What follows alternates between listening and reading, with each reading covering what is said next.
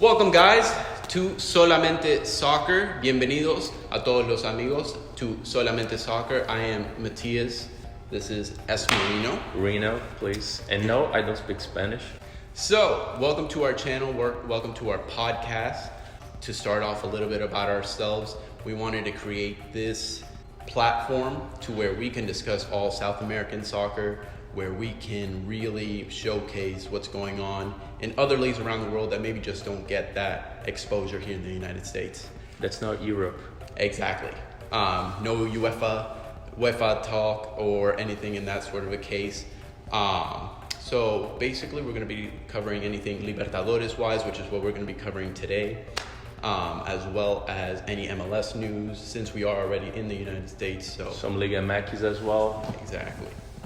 So to start off our first episode, we couldn't have thought of anything better than with the Copa Libertadores starting off next week. We're currently filming it on Monday, February 24th.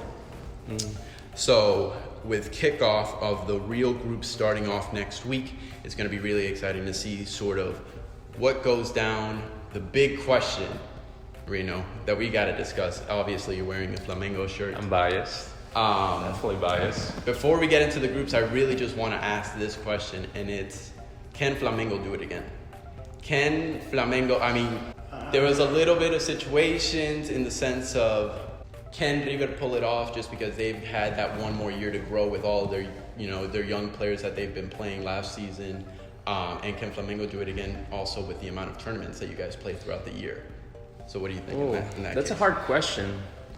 Just because River, obviously, it's a great team. They're first in Superliga right now. They did great this weekend, 2-0 against Estudiantes. But I do think Flamengo can do it again. We have much deeper squad compared to last season. And I think the X factor for us to win again is the maintenance of Jorge Jesus as our coach. I think if he leaves, it's going to be really hard to replace him. A lot of people have been talking if Jorge leaves, we're going to have the other Jorge, Sampaoli. Yes. Because he's leaving Rio right now. And people are saying, oh, he's just waiting for Jorge Jesus to leave. But I don't think that's going to happen. I think Jorge Jesus has been enjoying every single second he's having in Rio and Flamengo right now. And there's also a speculation that Sampaoli might go to Chivas. Yeah.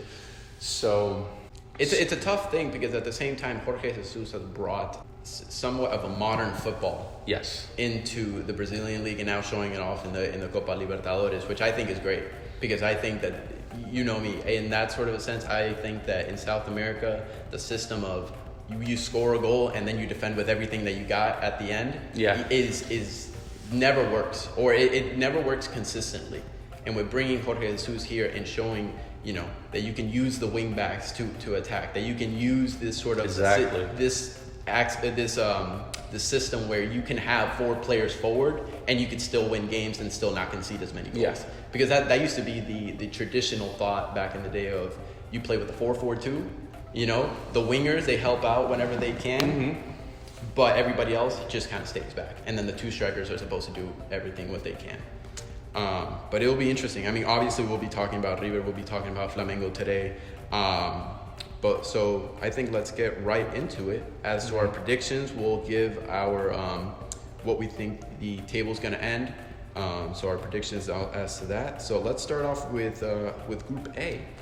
Flamengo's group, which you know very well. So why don't you let us know who are the participants in this group? The participants are Flamengo, Junior Barranquilla, Independiente del Valle, which is a team that's going to come really strong. Flamengo is about to play the second leg of the Recopa Sudamericana. And I think it's going to be tough. I think it's going to be a tough group, especially that the other team that can participate, which is Barcelona Guayaquil and Cerro Porteño, they're both very competitive teams. Yeah. And it's not going to be as easy as last year for Flamengo to win it. I think we can still manage to go first. I prefer to come with the pessimistic side of things. I think we're going to advance. It's not going to be as easy as people think, just because Jorge Jesus, as much as he's a great coach, he's not used to play in how I'm gonna say, in places like Bolivia or Ecuador. And one of the factors of which I think Flamengo was able to do so well in the Libertadores last year is because we played with many Brazilian teams. Yes. So we were used to how they played, the turfs that we played. But for example, against Independiente del Valle, we were really bad. Obviously because of the altitude, playing over 2,000 meters over sea level, which makes things a lot harder. Which I don't understand why Conmebol doesn't do anything about that. I know, right? You would think that like they would see it as because there's parts of Ecuador that don't have the altitude. Yeah. And they just don't even want to play like at least 1 or 2 game legs out into that stadium. Mm-hmm. And Conmebol is like, that's fine. Yeah, right. Like you gotta play the odds sort of a thing. And I don't think that, I mean, you mentioned you guys played a lot of Brazilian teams, obviously. We can't forget Grêmio, Flamengo last year. We watched that game together. We watched that game together. And then it's sort of like, obviously me being a Peñarol fan, if we were to face Nacional in the semifinal, it doesn't have that, what's the word?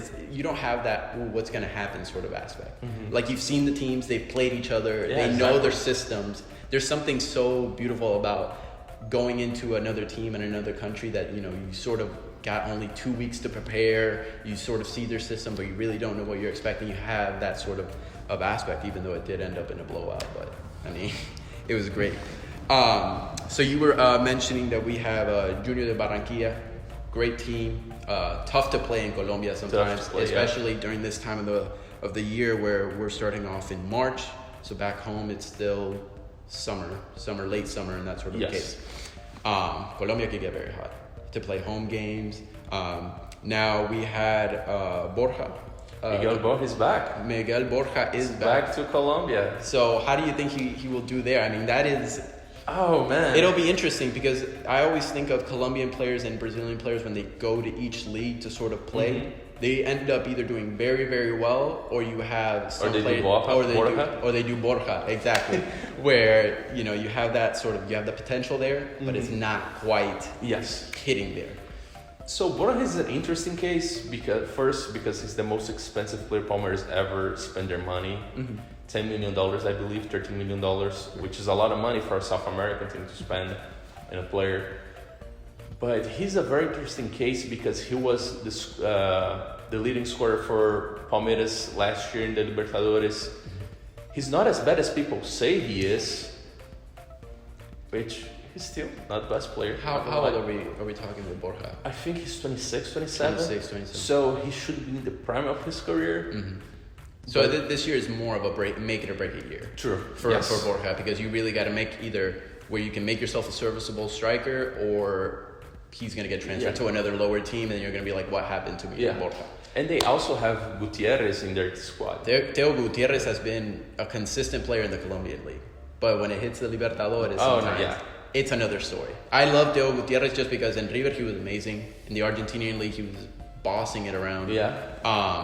I do believe that he had a stint in Europe. In Sporting, where he had that, and that didn't really came to fruition. So he went back to South America.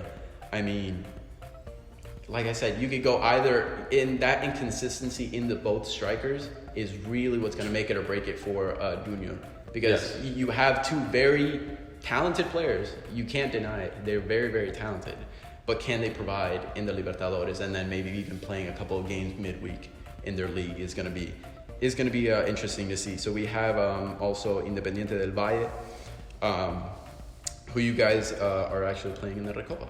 So their first season after winning the Sudamericana, and now playing up against the champions again in their own group, which is going to be interesting there. Do you think at any point that Independiente del Valle will have that confidence to bolster themselves up? Let me ask this.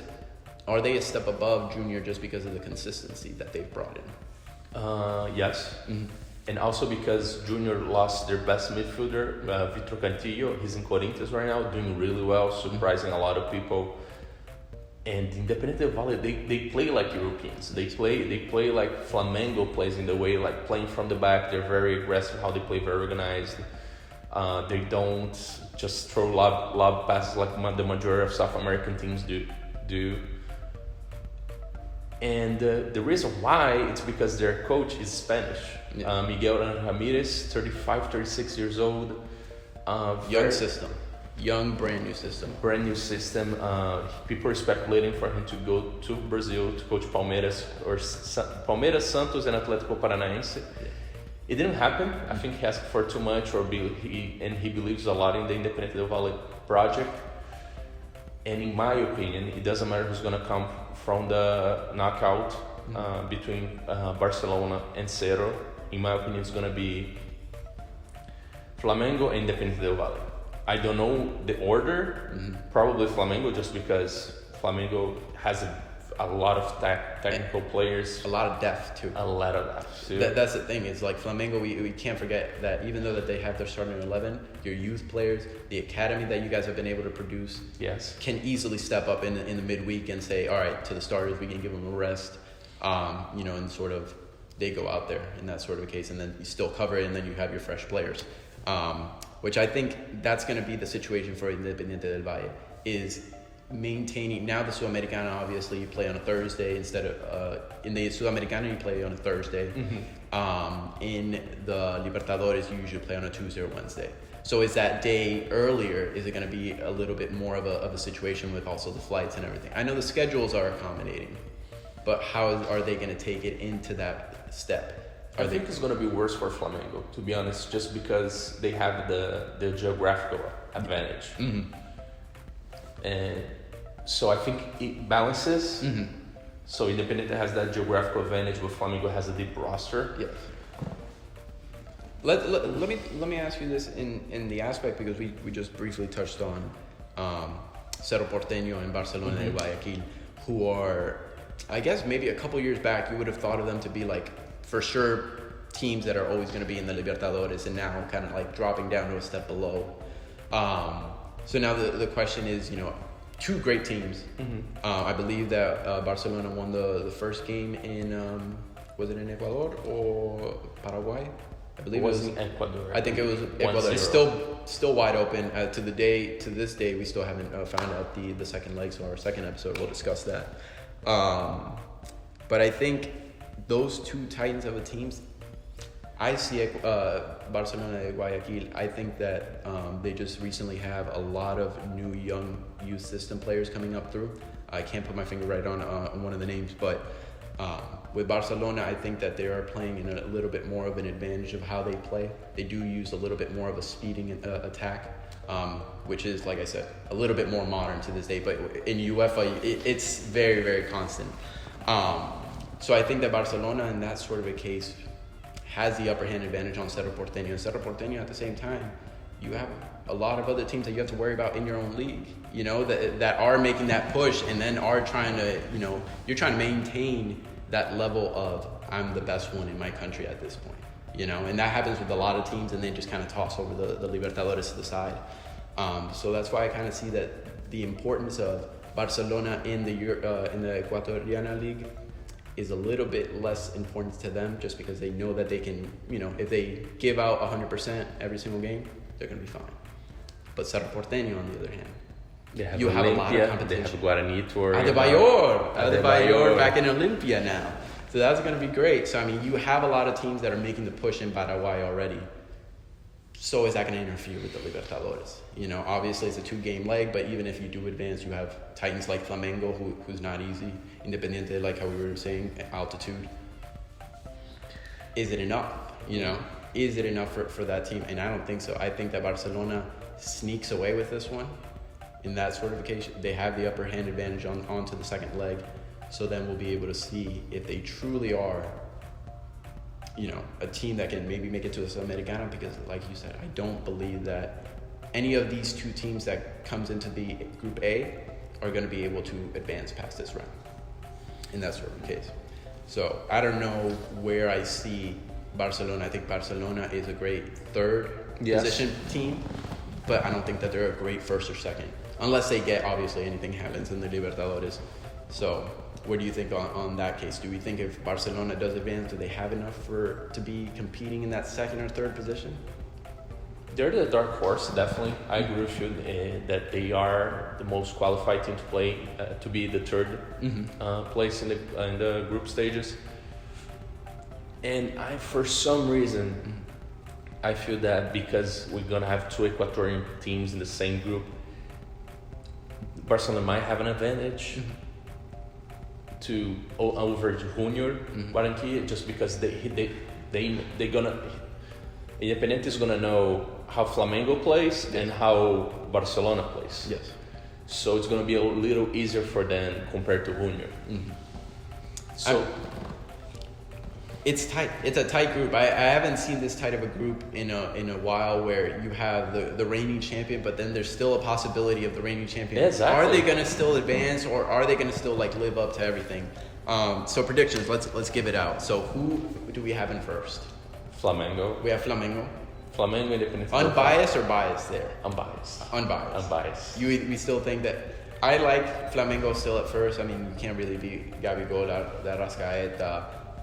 You really can't beat any of those giants in that sort of a case, especially with now Felipe Luis, who's really going to have a full season now with them, and then Rafinha down the wing that we saw the video with him celebrating in Carnival. So, I mean, I think that they're going to be very... Bruno Henrique too. Yeah, Bruno Henrique, Pedro, which a lot of people don't know about, but Pedro, he's our newest striker. He's the avançado, how they say in Portugal, that Jorge Jesus has been asking for, because he's a player that stays more in the area. He doesn't get out a lot to ask for passes, but he has a lot of quality, and he's been doing really well.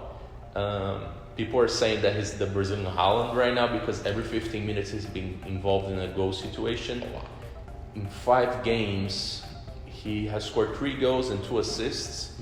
Gabigol has scored 5 goals and 2 assists in 5 games. So Flamengo is going to be really hard to hold.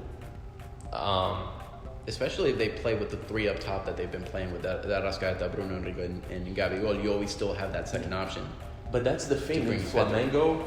I'm gonna be really brief here, just because you have to go to Group B right now. But Flamengo plays usually in a 4-1-3-2 formation, which can go to a 4-4-2 or 4-2-4. So we have a lot of options during the game. And I do think that with Pedro in your squad, you're obviously gonna have to drop Bruno Henrique to play more in the wing, which has a lot of advantage because he's very fast. Yes. And he's gonna be serving Pedro. And Arrascaeta is gonna have to go to the middle, or we're gonna have to sub him. So you have a lot of options with Flamengo, and not all our subs start playing. Not all our new signs have started playing. Thiago Maia just had his first game, came from Lille in France. Michael, which is the rook of the year in the last Brasileirão, he's a sub right now, but he's doing really well. He's a great player to dribble past defenses. So Flamengo, it's gonna be really good. Again, I think for the past 18 minutes been talking about this group, and Flamengo is obviously going to be one of the obvious candidates to be the champion. Yeah, I 100% agree with you. I still see, in my predictions, I think Flamengo first, for sure. I like Junior, but I don't like him in second. I don't like him enough to be in second. I think that the goal threat is not fully there yet, unless they could find another way where they do play out the wings or anything in that sort of system. I don't think that they're second. I think that they're third. I see Independiente del Valle sneaking into second just because of the altitude.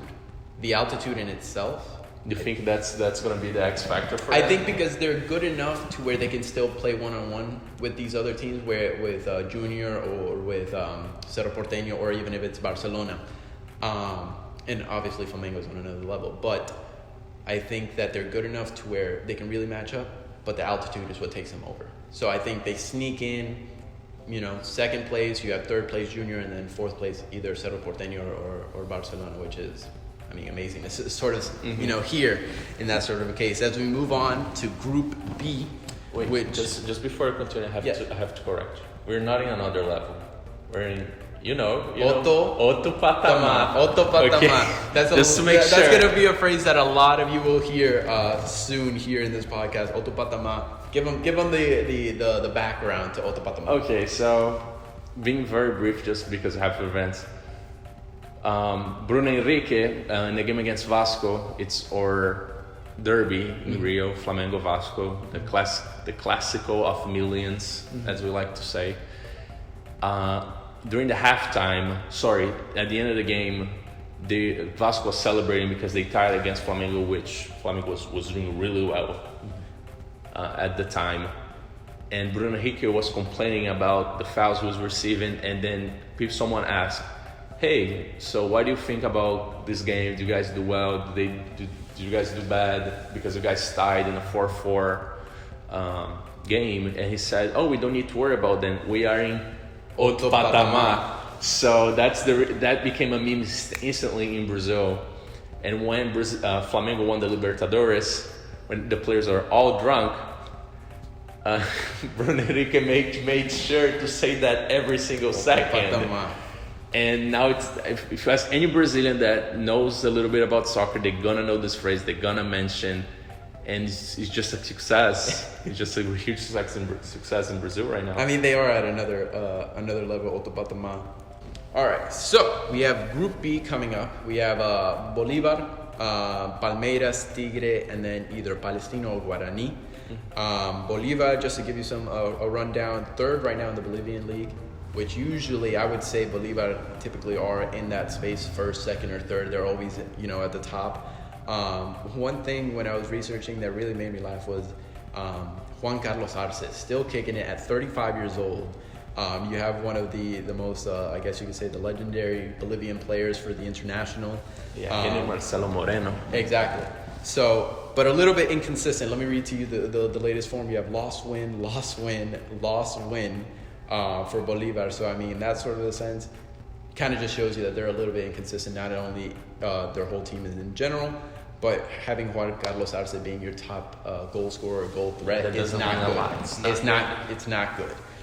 Moving on, we have another team from Brazil. We have Palmeiras, who right now they're second in the Serie A Paulista, the A1. And then it's a team that I will be keeping my eye out more, just because recently they signed a left back by the name of Matias Vinha, who does play for Uruguay. He did get the call up a couple of months ago. I think that he's going to do fantastic. I think in the system that he is with Palmeiras, I think that what they're trying to implement as a system as a whole is really going to get them far. Matias Vinha can do it all on the left wing. If you want him to go and attack, he can defend.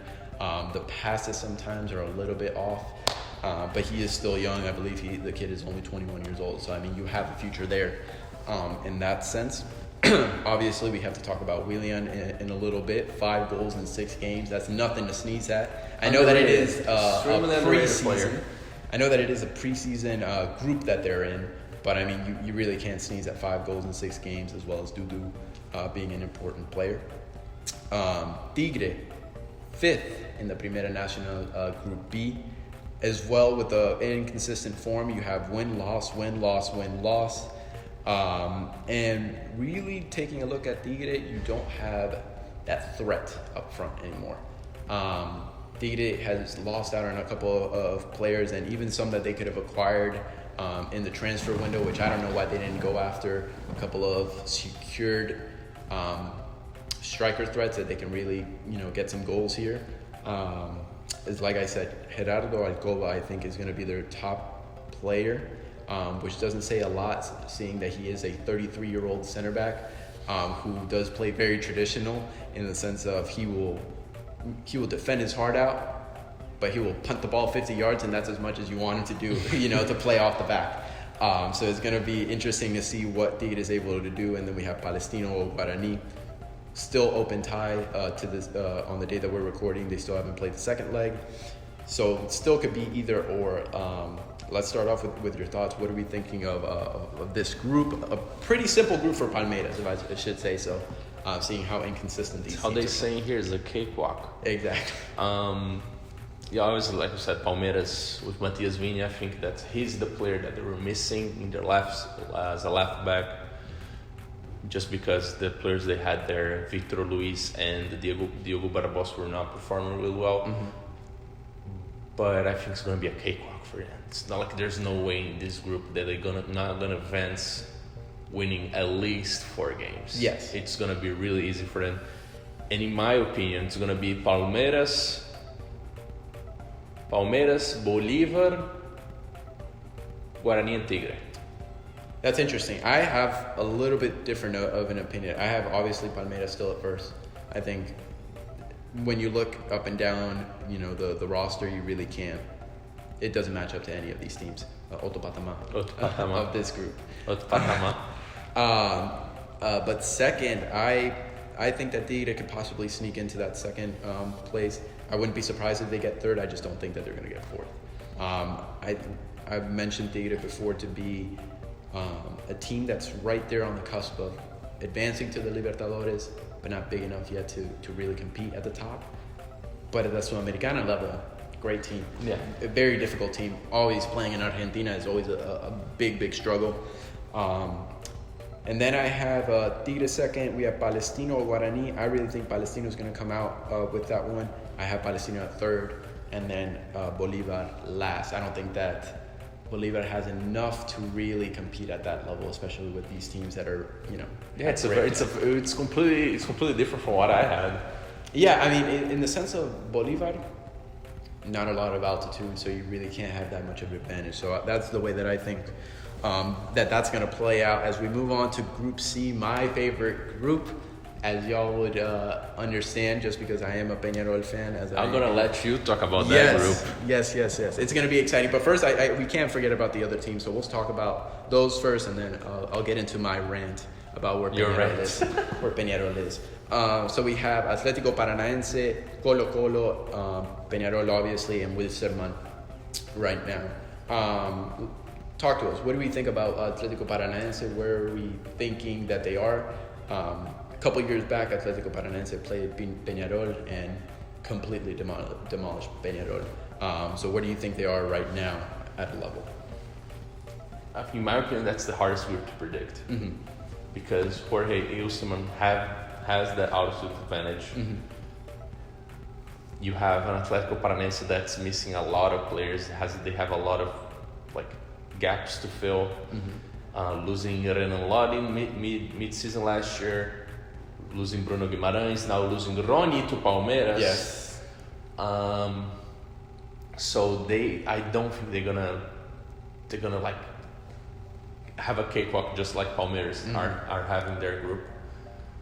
And you mentioned Rony, which is interesting because he was the only one providing with a consistency. He was the one who had 6 goals with Atlético Paranaense. So obviously that's a huge setback. But they also did sign Juan Martín Boselli from Uruguay, young 20-year-old player. He played in the Sub-20 in the under-20s qualifiers for the Panamericanos.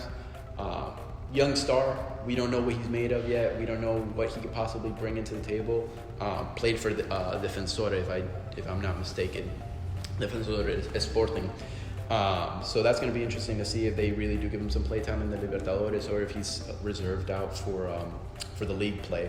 Colo-Colo, it's a surprising one when researching Colo-Colo because Colo-Colo, you can't deny their legacy. You can't deny what they've done in the Chilean league. Right now, 13th in the Primera División. 13th. Wow. And I think one of the main reasons is it the older players that's really holding them back? Because let me mention now a few stars that they currently have playing. We have Matias Fernandez, great player, played for Fiorentina. We have Esteban Paredes, who is the staple of Colo-Colo. And then Leonardo Valencia, who has been the one that's been getting the goals, 3 goals in 4 matches right now in the Chilean league. But right now on a 3-game losing streak at the time of filming this. So, and then right before that, they had a 3-game winning streak. No draws. Very inconsistent in that sort of a case. So what do you think? Do we think that older player mentality is catching up to them? Because this has been a trend for many South American teams where it's like he was once good, he could do it here. Yeah, that's very South American. Yes. That's very us to do. Yes. I know last year they had the Mago Valdivia, right? Mm-hmm. Yes. So they might be lacking a lot of his creativity. Yes. I don't follow the Chilean league as much to talk about that, but I know how much of a traditional team they are in Chile. Yes. I mean, and even coming up against the likes of Atlético Paranaense, I mean, it's going to be really tough for them even to go in Brazil and get even a result, I think.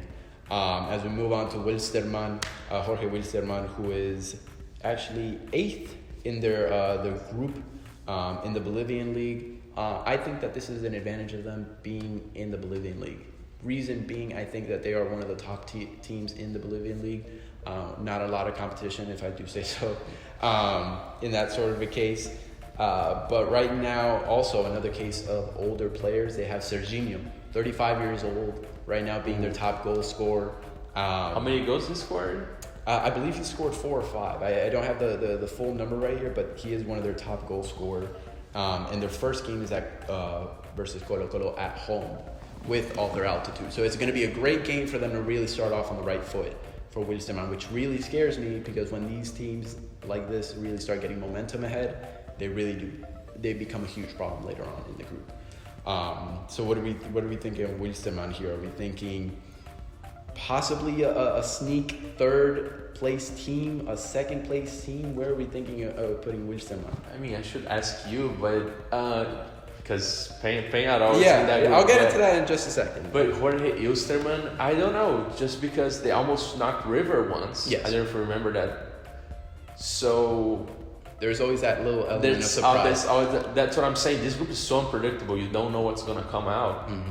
And Peñarol, I will say, traditionally with any teams that play in the altitude or anywhere near altitude, they become destroyed. I mean, that's the case with a lot of people, but even with Peñarol, it's always a tough game in that sort of a hand. As we get into Peñarol now. You tell me. With unbiased or biased opinion. Yeah. So we have currently a new head coach under maybe a name that you should have heard, Diego Forlan. I never heard about that guy. Yeah. So Diego Forlan stepping up and really brought in, I believe that the total final count was 12 new transfers into the team. Oh, wow. So big high hopes. The reason why our last coach left, he went actually to the Italian league, Serie A. I believe he's with Brescia. Oh, the Balotelli team. Yes, the Balotelli team. So the Memo Lopez was our last coach, and a lot of criticism revolved around the direction of not bringing in enough players. So they went ahead and gave Forlan 12. So it'll be very interesting to see what we can sort of do. Peñarol recently lost to the Defensor Sporting actually last night, Sunday, after a controversial thing that we can sort of get into later on. But the direction of the team is going to be interesting. You have some pretty good young players coming out. You have Facundo Pelistri, who is 19 years old, recently just signed a new deal with Peñarol and a release clause of $12 million. Very big amount of money. Yeah. Very big amount of money, especially for the team.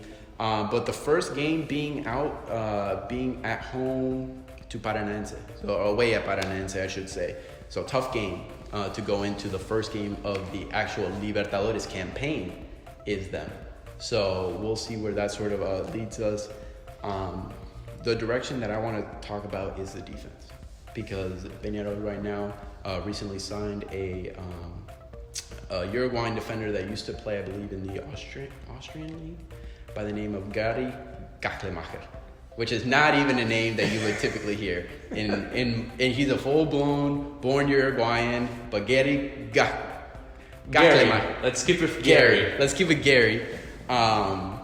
Gary has been leading the back line and being a center backs, but not a lot of threats as to what we can do out on the wings with the left back and the right back. We have Giovanni Gonzalez, who has been a Uruguayan international. I don't think has a consistency for the Libertadores. Peñarol is interesting in the sense of you don't know what tactics Forlan has played out yet. We played a couple of preseason games where he's tested out the same starting 11 as the one from last season, which was very controversial because why bring in 12 if you're just literally going to put them all on the bench? Also, 4 out of our 12 transfers have not touched the field yet, which is very interesting because we don't know where they are. No one's saying anything Very similar about to Flamengo. No one's saying where they are. We brought in quite a bit of players. We brought in from Puma, Miguel Britos. Puma from Mexico. From Mexico, yes. Striker, 33 years old, has not set foot, I think, in the Peñarol Stadium, in Campeón del Siglo. So we're still wondering about that. So it's very much of a wild card. So that's why I am scared of even thinking about what this group is, just because they are very... it is very tight. So we have, I think, final predictions for myself. I think Atlético Paranaense is first. I think number 2 goes to Peñarol. If I am being unbiased, I would put Peñarol third, to be honest. Oh, really? Yeah, I think second would be Wilstermann. If I am being unbiased, Peñarol third, and then fourth, I have Colo Colo, just because you don't know where this system of Forlan is going to play out. And I think you need a little bit more time, especially if they should have hired him out by the beginning of the Clausura last year.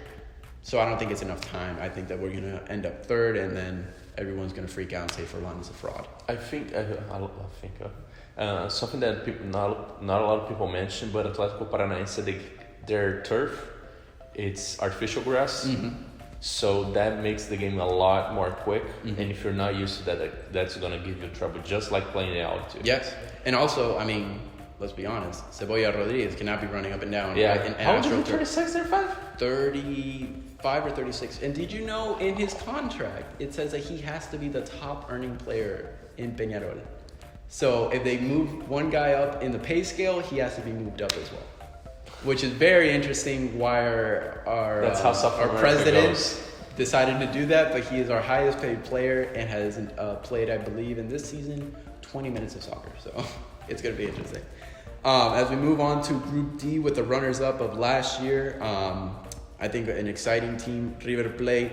We have Sao Paulo, Liga de Quito, and then Deportivo Binacional, who is just going to be there just to play 4 games. You read my mind. 6 games and then call it quits. I mean, we could touch on what they are, what they've done with in their own league, Deportivo Binacional. We should give them a fair shot. Marco Rodriguez, 3 goals. And then in a game, they've lost against Alianza Lima and then Atletico Grau. So not 2 small teams. And I mean, where do we think that this team, could they provide a surprise? Maybe taking a point away from River, maybe getting a win here or there, which I think could be a possibility. Okay, so I want to stay a little bit in that group just because it's very interesting. So I'm just going to say Deportivo Binacional in 4th and Liga de Quito in 3rd. Okay? Let's not put our hopes up. It's going to be São Paulo in the Even with the altura. Even with the height, even with... Because Flamengo played in it last year, and it wasn't that much of a problem for them. No, for yeah. Peñarol, it was a situation where they got 2 late goals at the end, and then that was it. No, but that's not going to be a problem. They might steal some points, but they're still going to be 3rd. But what I want to talk about this group, why it's so interesting, is because you have two teams in a very different situations, but they can bring a lot of mess. First, River. People know that how River is great. Marcelo Gallardo, Matias Suarez, Borré, which just scored yesterday. Yes. But my personal favorite, Juan Quintero. I think that's going to be the key player. I don't think so, and I'm going to tell you why. I think Quintero is the perfect player. I don't think he played 1 game in the Libertadores last year. I believe that he was still out with, I believe it was I think he played ACL. 1 game. Torn ACL, I think, or something in that case. But a great player. I think that you really can't match him up versus anybody else in the way that he can play creative football. We put him at the number 10 role. I think that he could service anybody in that sort of a case. But you also have Nicolás de la Cruz, who's been playing that 10 position. Who has been playing that 10 position perfectly well last season, as we saw. He even scored that wonder goal in Chile. That it was just over the goalkeeper. But I mean, what do we think there? Do we think that River can still go past without any problems? Obviously, have a great squad. They even re-signed Nacho Fernandez as well, who is also 31 years old. So they re-signed him. In their last 5 games, won 4, and then they lost one to San Lorenzo. So I'm gonna start with River. Like I said, great team, great coach, a lot of experience, but they are getting really old. Mm-hmm. They are getting really old, and completely different from Flamengo. They don't have a lot of depth in their squad. You have Quintero, Skoko, and Prato. Mm-hmm. These are the 3 players you have in the bench to change a game for you. But Skoko is not. Skoko it's what, 31, and Prato is 33, 34. Mm-hmm. The only remaining player is Quintero. But Quintero, you mentioned, great player, a very talented player, but he just had a heart problem. So I don't think he performed at his best. And people are not talking about that, but River last year played in a very similar system to Flamengo, playing a 4-1-3-2. I know I'm talking a lot about Flamengo, but they are the reference right now. Yes, they are the reference, yes. And this year they're playing a 3-5-2 and a 3-5-2 and a 5-3-2, which only tells me one thing: they're getting old. Yes. You have Javier Pinola. They just re-signed him too. 36 years old. Yeah. Very old center back. Armani, 33 years old, which is not an old age for a goalkeeper. No. Let's be honest. And Matias Suarez is 31, so it's an aging team. Milton Casco too. So, I think they're gonna have a little bit of trouble with Eli Del Quito just because of the altitude, obviously, and because Eli Del Quito plays in a very defensive style. So they're gonna play counterattacks, and I don't know if Pinola is gonna have the energy to defend. Just like what happened the last year final. Like, they run out of gas. Yes. That's how Flamengo was able to win that game.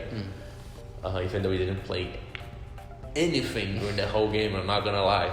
That's an unbiased opinion. And Gabigol was playing really bad. So that's for River. I don't think they're gonna have a problem in the group, but I don't think they're gonna go to the final or the semi-final either. I mean, looking up and down the squad of River, I couldn't agree with you more. They are getting a little bit older, especially when you look at what these other teams are bringing, especially at Liga de Quito. They do have some great fast players. They have Carlos Rodriguez, who's a great center back, so he's a very reliable at the backfield. Have Antonio Valencia from Valencia, and then another famous player that we're going to be talking about in Sao Paulo, which is the top goal scorer too for Sao Paulo. Dani Alves. He scored 4 goals. 4 goals. 4 goals in 7 matches. In that sort of a case, do we have another situation where they are a little bit older, but maybe are getting away with it, or what do we think? Do we think that it's not going to impact them as much? I mean, you always have Alexandre Pato. I mean, the wonder kid that never happened. Exactly. So São Paulo, for me, is the most unpredictable team in the whole Libertadores. They're boom or bust, in my opinion. Why? First, they have old players, but they also have a good mix of young players. They have Anthony Igor Gomez and Jonas Toró. Lisiero, it's a good CDM. You have Luan is a good defender. You had Valsi, but he got injured. So they're known for their youth system. Yes. So they have really good players, young players. Anthony is leaving to Ajax in the summer transfer window, so he's not going to be there if they advance. But the most curious thing and the most inconsistent thing about São Paulo is their coach. Fernando Diniz, it's a very unorthodox coach. Yes. Because the way he plays is very similar to Guardiola, in the sense a lot of 1-2 passes, a lot of ball possession, create a lot of chances, but the problem is they don't convert a lot of chances. So they can create over 20 chances in the game, but they're going to convert 1 or 0. I mean, that just tells you already that if they play that system and Dani Alves is the top goal scorer, what's missing up front? Exactly. And they have really good players up front. They have Pato, which Pato's a talented player. He just don't want to play soccer anymore. That's the whole problem. You have Pablo, who was the main goal scorer for Atlético Paranaense 2 years ago in the Sudamericana. And you have Anthony right now. For now, he's going to be a great asset for your team because he's like every Brazilian player that has talent. He dribbles a lot. He breaks defensive lines. So I think they have a chance of advancing. Yes.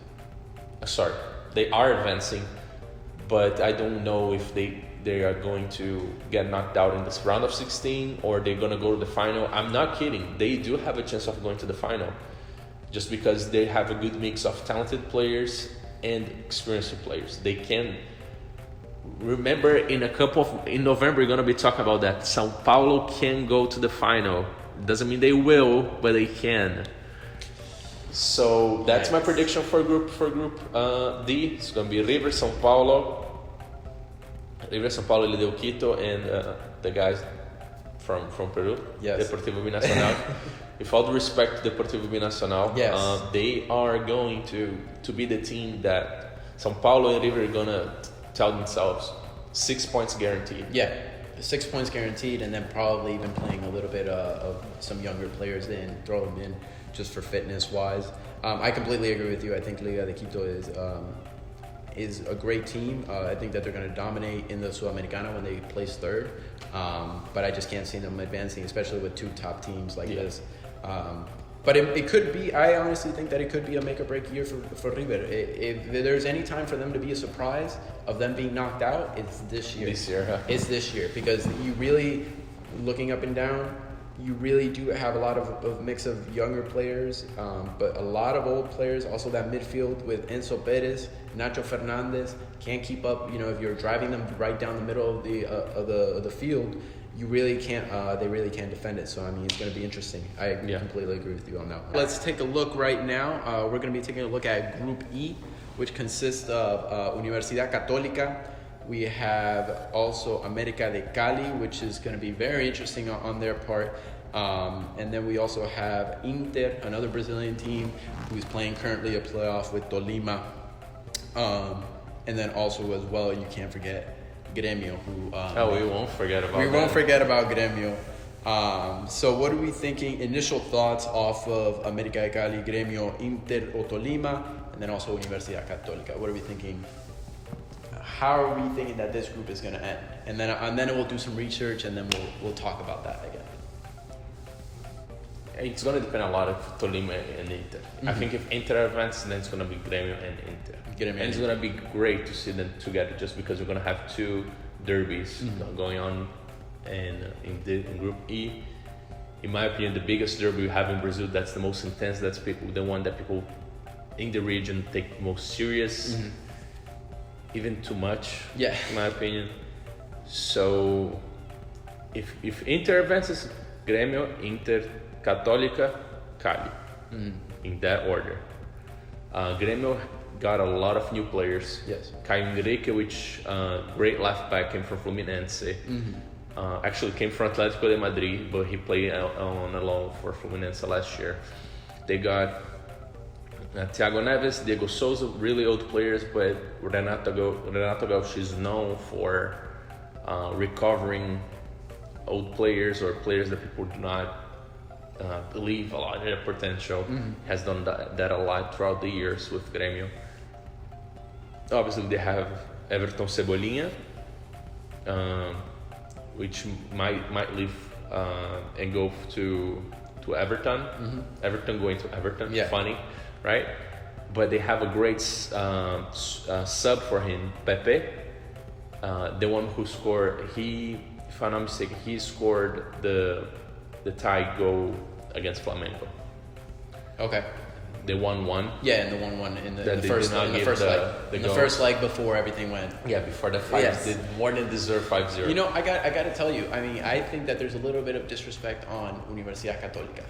I think that they can be surprising enough to really sneak into that second or third spot. Yeah, they are totally in my bracket. I mean, the thing is, I think that they can really make that push. Looking at what they've recently had, they've had 5 games and all of them won. 5 games, all of them won, and then all of them have been scored by either 2 or 3 goals. of a difference. So we got to give a little bit of aspect of what Universidad Católica has done. Mind you, they did just beat currently, who is in Peñarol's squad, they did beat Colo Colo 2-0. So that's something as well to think about. Colo Colo is also not in a perfect shape right now. Well, also Universidad Católica is first in the standings right now. Obviously, as you can imagine, there is that level of there's not that much going on in the Chilean league. Yeah, they had the whole government problem right now. So there's not a lot of and that sort of says it. And if you're looking at one league versus the other, without looking at much research, you can obviously say the Chilean league is below the Brazilian league, and seeing how there could be a possibility of Inter going in there and really wanting to make sure that Gremio's out or that they finish on top of Gremio.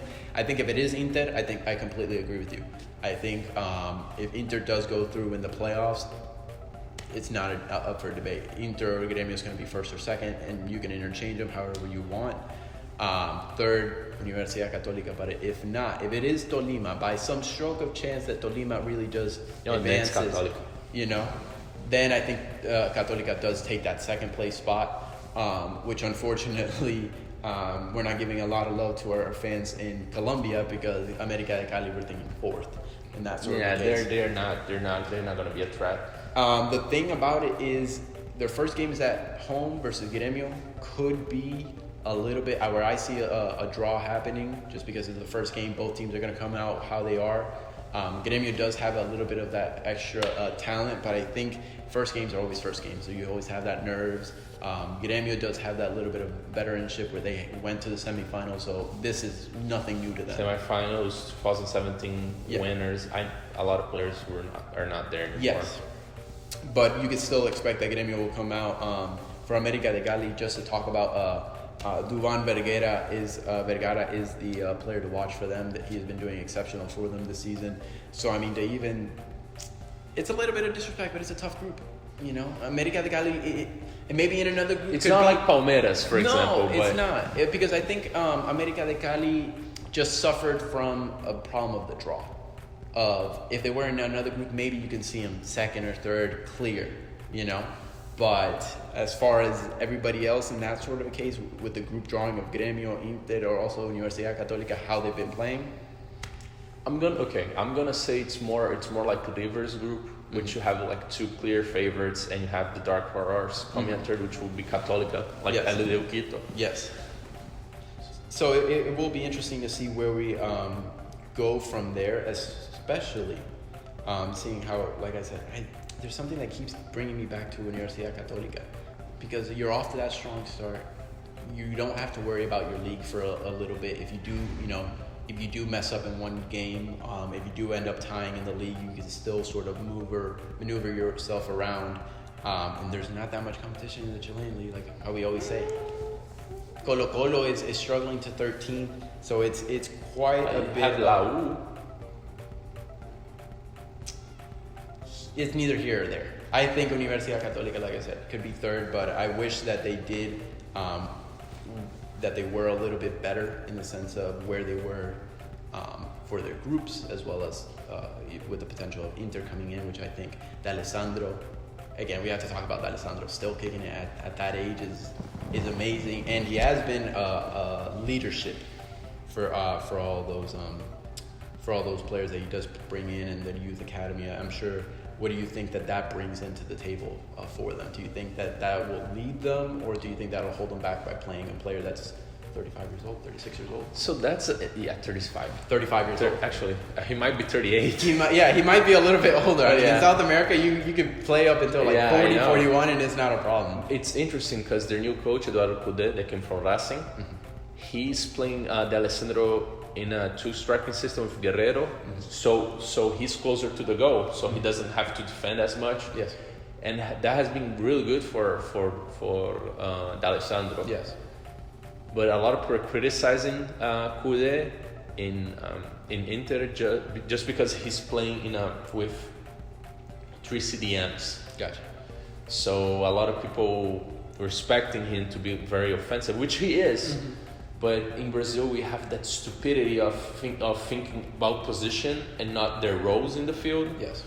So they see 3 CDMs, they're like, oh my God, we're gonna play only on defense, but we have ball possession, we create they create the chances.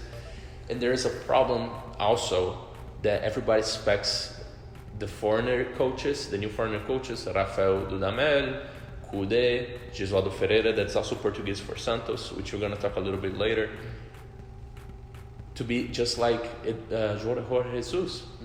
And they became a trend, like, oh, if one foreigner coach work, now all of them are going to work. When that's not the case. I mean, you have Flamengo that has a lot of financial backing that's able to pull off those transfer deals like Gabigol. Exactly. You know, so it's very hard to apply the same, I guess, standards to everybody else in that sort of case.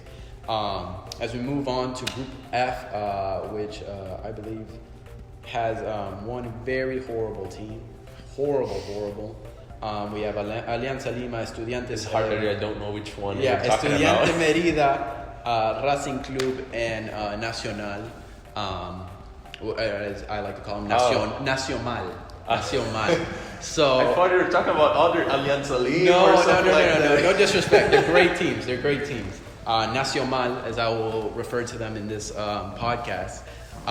Let's talk about this. I think tough group in the sense for Nacional to see who's going to be that third outlier one. Can you say the group again? Nacional? It's Nacional, Racing Club, Estudiantes Merida, and Alianza Lima from Peru. Let me talk about a little bit about Nacional. Recently got a new coach, Gustavo Munua. He used to be an ex-player there, goalkeeper, great goalkeeper.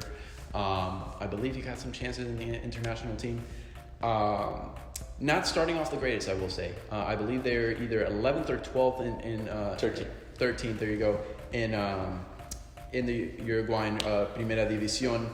A lot of new signings still, but then also there is a problem with Nacional in the sense of where are a lot of the goals coming from. They have an older. This has been the theme of this podcast: is these older strikers that can get a goal.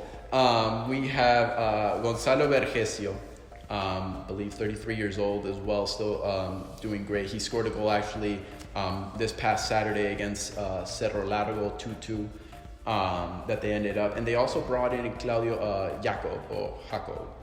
Don't know how to pronounce it, either one of those. But he did play for West Brom. I believe he was in Middlesbrough before coming on to Nacional. So interesting sort of situation with Nacional. They're actually 14th now that they tied with Cerro Largo. So it's going to be a little bit of a situation where is this group heading? Where is this team as a whole heading? Obviously, they let go of Matias Viña, who great left back. I think he could have really loved to play one full Libertadores with Nacional, being that's his boyhood club. And then you also, in the middle of everything, you have the Clásico of Nacional Peñarol, which is going to be something that you're going to talk about in advance. But seeing Alianza Lima, seeing how Racing Club playing in the first game is in El Cilindro in Argentina versus Racing. Yes, that game. It's going to be very tough, and especially to start off the group, it's going to be against Alianza Lima in Peru. It's a tough group. It's a tough group for them. I don't, even being unbiased, the problem that I see, and I even had Peñarol at third, I don't even see Nacional. I think Nacional is a perfect third in that group. Yeah. Perfect third. We will discuss. Who do you have as your second? Because my first is clearly Racing. Becasesi. I think he's doing a great job at Racing. I think Racing is the perfect team to be number one. Number two, I see Alianza Lima. For real? I see Alianza Lima. I give trust in their coach Pablo Bengochea, who has been doing very well with them. Actually, recently got them champions in the last clausura, I do believe. So I do give them that faith. I do give them that faith because Alianza Lima has been one of those tough teams that you never really expect a lot from in the Libertadores, but they will give you a game every single game in game out. So that's why I give them a little bit more, and it's not because I'm a Peñarol fan. I just really don't see Nacional advancing, being more than a second or a third in that sort of a case. But the big question here is, can Racing really live up to the expectations, or are they really just going to fall just because they do have Lisandro Lopez, 36 years old. 36 years old, another Very recruit. old. Exactly. So it's going to be very interesting to see sort of where it goes on that front. Your predictions as to what do we think? Alianza Lima, Nacional. You said Racing Club first. Definitely first. You have Nacional second.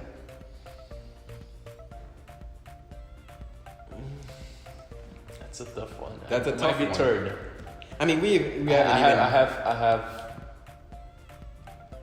Racing first, Nacional third, Alianza fourth. Okay. And Estudiantes Merida second. That's the thing. No, Estudiantes- sorry. I'm mixing things up here. Nacional second, Alianza Lima third, and Merida fourth. Sorry. Again, Estudiantes Merida, I'm sure that they're doing a fine job in their own league. I just don't think that the players that they were given in this, the teams that they were given in this situation, not the best. So I do apologize if we do have any Estudiantes Merida fans watching, but I don't think it's going to be sorry, man. just like the other Reality check for you just guys. like Deportivo v Nacional. They're just going to go in for 6 games and then they're just going to be happy that they got the national exposure. As we move on to the next group right here that we have, let's little cut. Because what Don't cut that. Even though I know you're the one I'm the making one that. doing You're it. the one doing the cut, Matias. Let's see, and then we have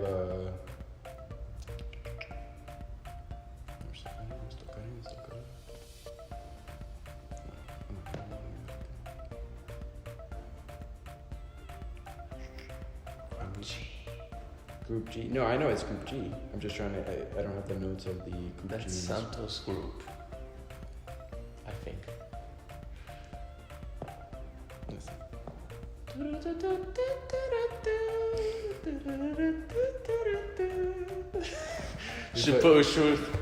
You should put some elevator music. I know, when right? people wait. Okay, so here we go. I apologize, my iPad is from a 4th generation. Alright, let's see. Alright. So, let's move on to Group G as we have very interesting Defensa y Justicia, Delfín, Olimpia, and Santos. Reno, let's talk about Santos. Where are they heading now in this direction? A little bit more of modern football when they had Jorge Sampaoli. And they're not. And they're not. Okay. Let me talk a little bit about Santos. Talk about el professor. Yes. Speaking Spanish and the guy's Portuguese. Professor Gesualdo Ferreira. He's very old. He's 73 years old. Okay. Yes. So Bernie Sanders of Libertadores. Oh my God, that's a great description. 73 years old. He is known as the guy who implemented 4-3-3 in Portugal. So even Jorge Jesus, which is a little bit younger than him, drank a little bit from Gesualdo's knowledge, and even Mourinho, it's a student from Gesualdo's style, but he's really old. Mm-hmm. He's really old, and the players that Santos have right now are not the best, but they're good. They're not as kamikaze offense as São Paulo was, but they're very conservative. Like he does not give the defense away just to attack. Yes. And people in Santos, the fans are like, we want São Paulo back. Yes. Like you want that kamikaze crazy style. Like everybody's gonna Because attack it's more that mess. entertaining. It's more entertaining. When you take a look back at that Chile team that won the Copa America twice, it was entertaining to watch. You know, even though that they abused the wings and then it was just like a cross into the middle and then that was their goals. That was probably 85% of their goals. Attacking through the wings, pass through to the middle. Someone's going to be there. That's it. Alexis Sanchez, Vidal, Vargas, one of those was going to be there. That guy, I've never seen a player that was so bad in club football, but be so good. But so good for their national team. Yeah, it's crazy. 100%. I mean, that's the same effect that you could probably give the same thing, the reverse one. In my country, Cristian Stuani kills it in La Liga. Top goal scorer. You always hear like people pumping him up, and they're like, Tavares needs to bring him. He's in Girona, right? They're in the second division. He stayed with them. Oh, okay. When they got relegated. Still killing it there. Every time that he gets an opportunity with Uruguay. That's Firmino for us. Every time. There you go. That's Firmino for you guys. And I mean, there's just some players that are like that, you know, that for the club football, they're really invested in that system, and it's hard for them to switch over to another system. So I mean, yeah, I think Santos is a little bit above Delfín. Again, it's going to be another one of those battles, I think, for the third, just because how can you not make noise when you bring Adebayor into your team like Olympia has? Is that enough, do you think, for them? Where they let me advance a little bit. Let me be ahead. Yes. It's going to be Olympia and Santos. Olympia first, Santos in second. Okay, so you believe in the Adebayor hype. I believe in Santa Cruz. Okay. Santa Cruz scored, I believe, 7 goals in 6 matches, or the opposite, 7 matches, 6 goals, which is a lot for a guy his age. Yes. Like to have that, these are Gabigol numbers. Yeah. Oh, okay. These are Gabigol numbers. Yeah. So it's gonna be Olympia. I can't say anything about the Adebayor just because I haven't had his debut yet. Nobody knows in which shape and which form he's gonna come. Yes, and it wasn't a league that he was in previously that you can see him week in, week out. So I mean, it's just kind of you're kind of getting a mystery ball, but you're also really making sure that you sell those jerseys too. At the same time, you're like, we have to sell these guys. Gotta sell the jerseys. Adebayor, if it's not the Libertadores, it's a jersey sale. It's the jerseys, yes, definitely. Delfín third, and Defensa y Justicia fourth. No, sorry. Defensa in third, and Delfín fourth. Funny enough about Defensa y Justicia, I think that they have a great defensa. I think that while they do have a great defense, they're gonna struggle on to the next step for them, because being in Libertadores is unknown territory for them, especially for their club history in general. And they're 14th place in the Superliga, right? Yes, I believe so. So off to a little bit of a slow start, even though it just started. But again, it's going to be one of those. It's like Leicester being in the Champions League. It's a great team when they did it in their own right, you know. But I would say that when they almost won the Superliga 2 years ago, but now they're back. They're back to their old form. They did have a lot of young players, and I don't think that the transfers that they brought in necessarily makes them a contender still. I think that they're still at that budget bracket where in Argentina, you really got to spend a lot of money nowadays. And these clubs... You basically only have 2 teams now, River and Boca. Yeah, and then you have a lot of problems going on in I believe it's in Independiente, where they are having a fire sale on everyone.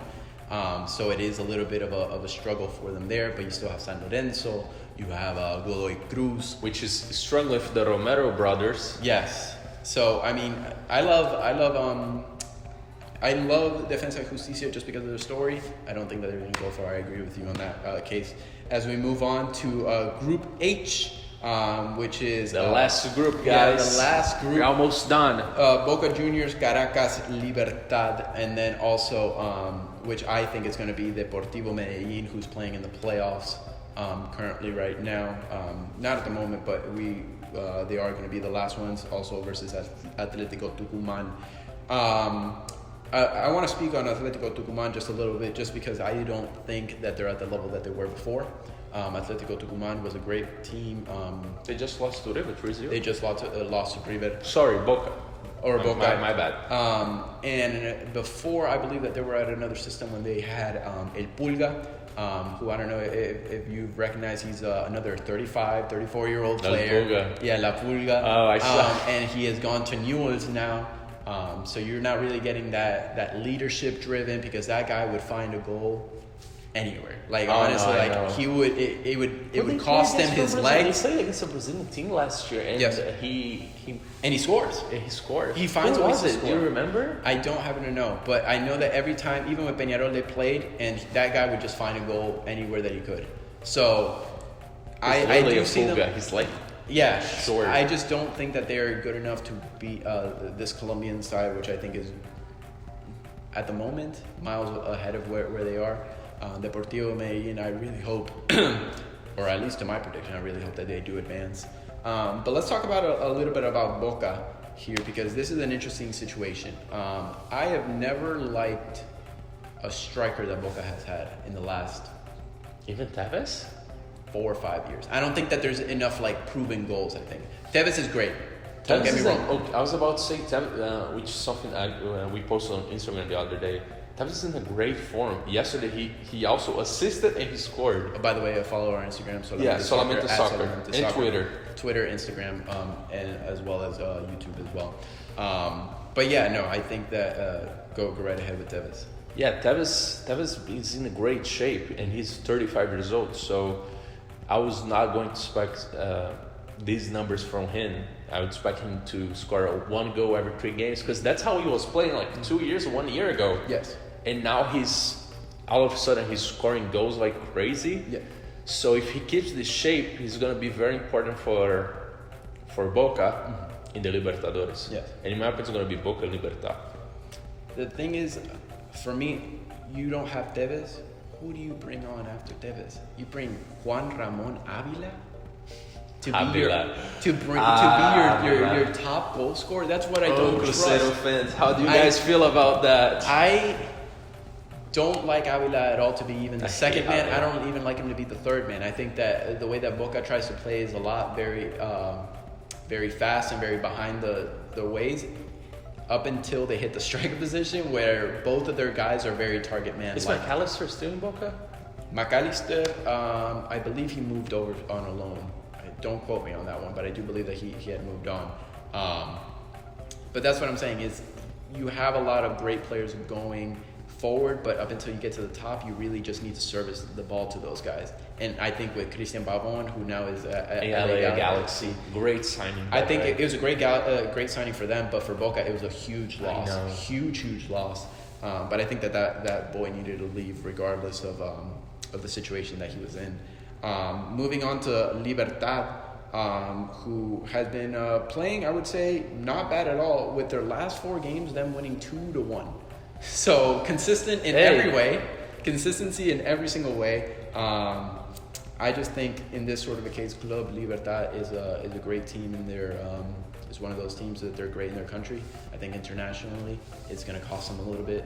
But it always gives you a hard time. They always gave to Grêmio a hard time. The thing is that these type of teams are always gritty things. And obviously with the Copa Libertadores, that's something that you can always find is gritty, hard, 90 minutes where it could be boring football, but because it's like every team wants it. And that's what Libertad is going to give you. I mean, 5 wins, 1 draw in their starting 6 games, 12 goals a favor, and then 5 against, and that's sort of the case. So I think great team. Like, I agree with you as well, where I do see them going forward with Boca Juniors, but at the same time, I also see Caracas being last in the group, which we don't mention a lot. Sorry, Venezuelan fans. Yes. I'm so sorry, guys. It's not to say that they're a bad team. I just think that they're an excellent team in their own right, but I just don't think that they really have enough to, play up against them. Venezuela, I don't believe that they have altitude or anything in that sort of a case. No, so it's not too much of a strain to be traveling over to Venezuela, aside if there's any political problem. But in that sort of a case, I think I agree with you. Boca, Libertad.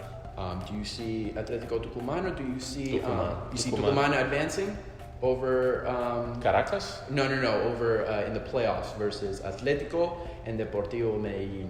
Which one do you see advancing into being that final one of that group? Because it is a little tough on them.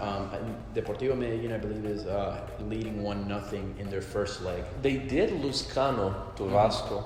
Yes, so... and Cano was actually Cano has been saving Vasco. Yes, and Cano has been a rumored transfer always for Orlando City. So that was going to be interesting to see.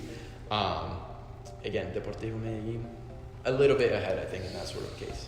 Ooh, I'm going to put Tucumán. Tucumán third? And then Tucumán going, Tucumán third, and Caracas fourth. And Caracas fourth. I mean, we'll see. I really want to replay this video after the stage ends. That'll definitely be a podcast. Yeah. That'll definitely be a podcast that we do have moving forward. But I mean, our predictions are set. We have video proof. We really can't go back on this. Oh yeah. So we'll see where Peñarol ends. We'll see where Flamengo ends. I mean, I'm excited. I think that this this Libertadores, there's a lot of big questions for every team. Yes. So I don't think that there's, like any other year, there's not a concise, one standout team that you're like, for sure. Because either way, Flamengo can go in one way or they can go in the other, depending on how they go in the group. Oh, and you also have to mention that the final this year is going to be in Maracanã, in Brazil. So if a Brazilian team goes to the final, they're gonna have a great advantage. And Flamengo goes to the final, that's gonna be an amazing advantage because it's their home turf. Exactly. And I mean, who was the last team to beat Flamengo in Maracanã in a Libertadores? I mean, that just says it. If we get to the final in Maracanã, there's nothing that we can't do. I mean, who was the last team to beat? Beat Flamengo? To beat Flamengo in Maracanã. In the Libertadores? No, in Libertadores was Peñarol, but I'm just thinking. Was it since? And that was before Jorge Jesus. That was the Fabel Braga, yeah. Yes. Man, I'm thinking now. Oh God. So it could have been. If we do check the stats, it could be Peñarol being the last one to beat them. No, I'm pretty sure it was not. Bahia was out. Because I don't think you guys lost one game in Maracanã. Yeah, you guys did take our invincibility, but oh man, now I don't know. Now we'll have to check that. I'm gonna check that. That's an interesting thing. But it's gonna be exciting next week. We already kick off with the Libertadores, as well as this upcoming weekend. We have the MLS kicking off, so you do expect some content for our next podcast for that. Keep an eye on our Instagram, Solamente Soccer, Twitter as well, Solamente Soccer. You will find us. And thank you so much for watching our first episode. I think it's been great. Hope you guys really stick through us. We're gonna see sort of what we can work out, the kinks here or there. If you guys want to comment, let us know any advice, please do. Feedback is always important. Exactly. Especially as that we're starting with this. Yes, and for Reno, one more time, my name is Matias. He's Esmerino. And thank you so much for watching, guys. Thank you.